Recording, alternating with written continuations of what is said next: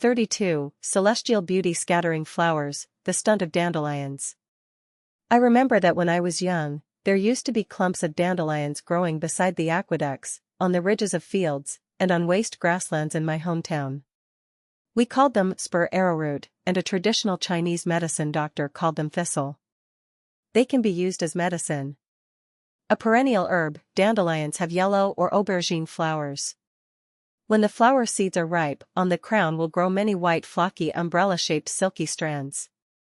With a small wind, these umbrella-shaped silky strands will carry the flower seeds and fly to a distance. My most unforgettable memory of dandelions is when I plucked a handful of flower seeds with my young playmates and placed them close to the mouth and puffed at them vehemently to see whose flower seeds can fly the highest. The blown flower seeds are like several hundreds of paratroopers who jumped simultaneously off the plane. The scene is very spectacular. One day while we were enjoying ourselves, Grandma asked us, "Look, why do these flower seeds have hair on their ends? Whoever can answer this will get a piece of rock candy as a reward." Looking at each other, none of us knew the answer. My grandma said, "The hairs on the end of the flower seeds of spur arrowroot are to carry the seeds to a more distant place when the hairs fly with the wind. If they fall to the original place, all the seeds will grow in the same place the following year, and the family will be too crowded." Oh, this turns out to be the secret. In nature, plants have a great many ways to spread their seeds. I think dandelions are the smartest. They grow hairs so that the wind can scatter their seeds to a faraway place. The design is ingenious and unique and can be called a stunt in this aspect. Another plant looks a little like Siberian cocklebur, of which the leaves resemble the donkey's ears in size and shape, so it is also called donkey's ear by my vernacular. I remember once my cousin was infuriated when he sheared about a dozen sheep at home. Why? Because there were a lot of Siberian cockleburs attached to the sheep's wool.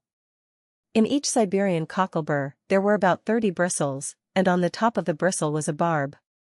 The barbs had tightly grabbed the sheep's wool, and it was extremely difficult to take them off and had to be torn off one by one. Look, the plants that look like Siberian cocklebur are also very clever. They use barbs to clutch at anything that they come up with so that their children can be brought to a distant place to expand their territory of growth. I can remember another time when my wife and I went on a trip to a lakeside. We drove from Harare. After driving along Bulawayo for more than 40 kilometers and turning left for more than 10 kilometers, we could see the lake. We parked the car at the campsite beside the lake and walked along the grass clumps on the lakeside. We had to stop after walking for only 20 minutes. It turned out that the woolen skirt of my wife was covered with thousands of grass seeds, whose names I did not know. From one side of the seed stuck out a forked burr, which has a barb on its top. The barbs hitched the wools of the skirt and could not be gotten rid of by shaking or by brushing. We had no choice but to return to the campsite, where we spent nearly 2 hours taking them off one by one. It was clear that the grass also has its skills to disperse its offspring. In addition to the methods of seed dispersal employed by dandelions, Siberian cocklebur, and grass, I have also seen another way in which plants spread their seeds. When I lived in room number 11 next to the Bulgarian embassy in Harare, there was a plant in the garden that looked like a small tree. I did not know its name. One day, I accidentally spotted many walnut-sized fruits on the plant, and out of curiosity, I picked one.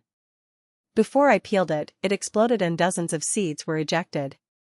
These fruit-like things had only a very thin husk, and inside them was air. When they were inflated with air, they would blow up automatically, ejecting the seeds from inside.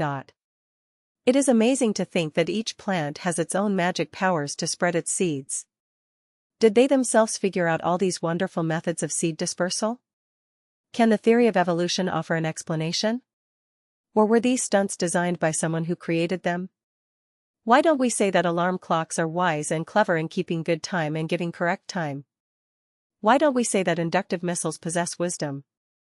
Why don't we say that computers are incomparably wise and intelligent when they can search millions of pieces of related information in a few microseconds?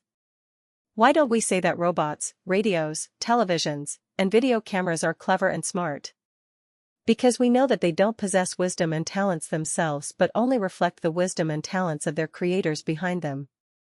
Then why don't we attribute animals and plants' instincts to the greatest creator that made them? Millions of scientists all over the world are racking their brains and investing a huge amount of manpower and money to explore the talent and wisdom of animals and plants. Have they found the root of the question?